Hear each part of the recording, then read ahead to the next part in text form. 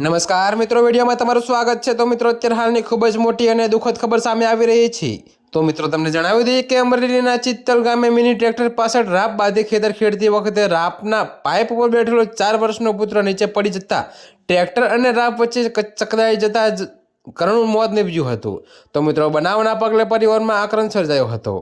તો મિત્રો, કરુણ બનાવની મળતી વિગત મુજબ મૂળ એમપીના અને મિત્તલ ગામની સીમમાં આવેલી હસુમભાઈ પટેલની વાડીમાં ખેત મજૂરી કામ કરતા જગદીશભાઈ અમરસિંહભાઈ મીનાવા વાડીએ મિની ટ્રેક્ટરની પાછળ લોખંડની રાપ બાંધી ખેતર ખેડતા હતા।